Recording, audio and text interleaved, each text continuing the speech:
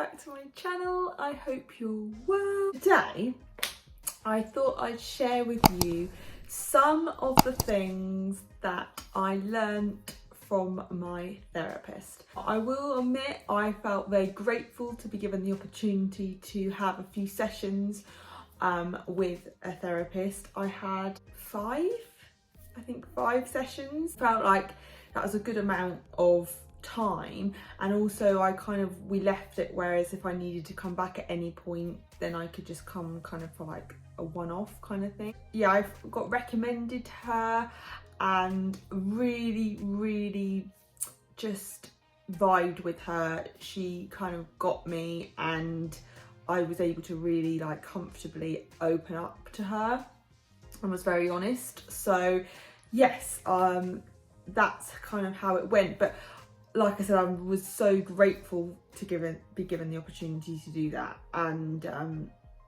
if you are able to, then I would totally recommend it, because honestly it was a massive game changer for me. And these are some of the things that I got from our sessions. So first up was to sit with the feeling and not with the thought. She used lots of technical terms which I'm not going to try and explain, but what I gathered from it was, when we have these periods of time where we overthink and we can create these scenarios in our head, and you know, we just spend our time thinking about our situation. It's more, she told me to sit with the feeling. So the thoughts come after the feeling, but you get the thoughts first. So to just, when you are in that moment where you can just feel yourself like overthinking a situation, you're thinking all these negative thoughts around it, just to stop and just close your eyes, or just whatever you're doing, just stop for a moment and just try and see if you can hone in on that feeling and sort of identify the feeling first and see if there is a like pattern or why you're feeling in that way. So just as an example, there was a situation where I was completely overthinking something and I was getting really worked up about it. I couldn't stop thinking about it, you know, as soon as I woke up, as soon as I went to bed. But one day I just stopped myself and I just sat with the feeling, and actually it was a feeling of anxiety and a bit of worry. And I thought, like, from then I was like, it wasn't actually like to do with the situation, if you know what I mean. It was because that was what my, I guess, brain was connecting. But I sat with that feeling, soothed that, so did some breathing, acknowledged the feeling basically. I feel like I massively waffled and I don't know if I've made any sense, but that was something I found actually really quite interesting. And that the thoughts come second, the feeling comes first, and you need to go back and sit and just stop yourself and sit with that feeling, because it could be that if you acknowledge and not necessarily deal with it, but acknowledge that feeling, then you could probably know that they're just thoughts that are just trying to hook onto it. Second thing I learned was that people's thoughts, people's choices, the way people react are none of my business, and it's their lane and I need to focus on my lane. And I know when we go through life, it's really frustrating. People might say things to you, people might do something that you don't agree with, and you can just feel yourself getting frustrated, upset, angry, devastated, all those emotions. But at the end of the day, that's their business, that's their lane, that's their path. And as hard as it is, and I think this is something I'm going to really have to work on, but just to stay in my own lane and know that that's the way they've reacted to that situation, the way they've dealt with it, what their thoughts, their views, that's their business. Not in a rude way, just it's their business, not mine, which I know is going to be a really tough one for me. I listened to, my mum told me about a podcast about how, like, over the net, and that you should always stay in your side of the net, which I thought was a really amazing because it's true, you should stay. You can't control them, you can't control other people's views, you can't control other people's opinions, so you might as well stay in your own side of the net and focus on you. The next thing I learned was my opinion is valid. I'm entitled to an opinion, and I actually, something my therapist kept picking me up on was I kept saying, but that's my opinion. And she was like, Amy, you don't need to say that. You don't need to say, oh yeah, but that's my opinion.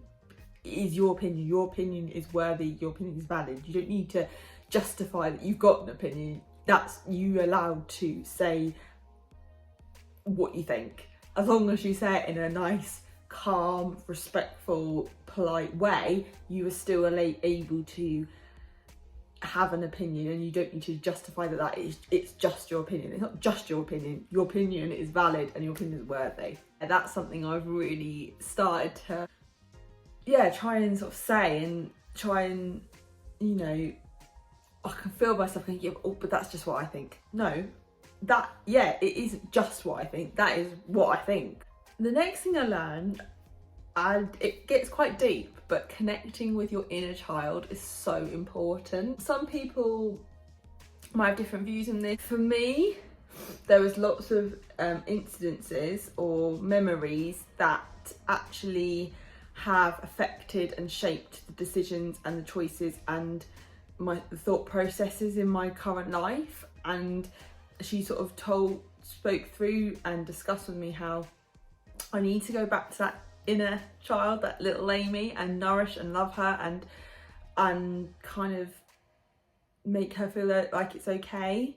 Work on those memories and have no guilt around them and no fear, and sort of thank them for being there, but kind of let them go. And I feel like the way I did it was I kind of worked backwards. So kind of thought, well, okay, what's the area that I want to work on? Is that, can I make any connections, because your brain's powerful, can you make any connections to that inner child? And she also said, a little side note, that anything that crops up is valid. Like, there's a reason for it cropping up. Like, don't dismiss it, think, oh yeah, but that memory's cropped up for a reason. So next thing is that self-awareness is the beginning. Like, just from these 5 sessions, I developed so much self-awareness, and it's not necessarily that I've acted on that self-awareness. Like, I might be aware of my thought process and my negative thoughts, or the way I respond to a situation, and it's not necessarily that I'm necessarily doing anything, but it's the fact that I'm aware of it. Like, just that awareness, that's like, it's such a big building block. So for example, I know I'm a massive people pleaser. I know that I'm a massive someone that over apologizes, and I want to kind of step into my power. So I've just become aware. I can feel myself when I'm saying sorry for things that I don't even need to be sorry for, or I will be saying I'll do that when I don't want to do it. So that's my first step. And in fact, this week I've actually used my voice and said no to something that I didn't want to do. A couple of things recently. So it's just that self-awareness is the first step. And once you've got that power and that confidence just to be aware of it, then you can then act on it. And that's what I've done. 2 things recently that I've said no, I don't want to do. It doesn't feel aligned with me. One was at work, and one was seeing a friend. I wasn't working with like timings, and because it was going to be going to London lunch and all of this jazz, and financially it wasn't going to work because August is a busy month, and we've rearranged it. But I had that, first of all, had that self-awareness that I knew that it wasn't kind of feeling right, and I was just aware of that, and then I had the confidence to act on it. It is quite nerve-wracking saying no to things. I guess I've built my self-awareness also up through journaling and getting to know myself in that way. So yeah. Lastly, the last thing that I have learnt from my therapist is that everything is either a blessing or a lesson. So when these negative and bad things, I don't even want to say bad, but these things are happening in your life and you're thinking, why is this happening? Like, why am I doing what? Just think it's a lesson. It's trying to teach you something to not repeat it again. Or just think it's a blessing. This was supposed to happen, so something else is going to happen. For example, it could be like you get turned down a job, you go for a job interview and you don't get it. That's like, it's so hard, and you think, you're right, yeah. But honestly, just trying to think of things as like a blessing. Okay, it's a blessing that I didn't get that job because something better is gonna come. Or like, for example, I'm trying to think of something, like you might, like, I don't know, hurt your knee and you can't exercise or whatever. It could be that's a blessing and a lesson that you need to slow it down and you need to take more time for rest. And it's a blessing because you have time now to rest. So yeah, everything is either a blessing or a lesson. I hope you enjoyed this video and my lessons that I learned from my therapist can help you and get you thinking in some way. You might not, nothing might relate to you, or you might think, oh gosh, I haven't thought of that in that way, or oh yeah, I really could want to start doing that. In some way, this video may have helped you. Thank you so much for watching. I really appreciate all the views and support. Don't forget to like and subscribe, and I will see you again soon for another video.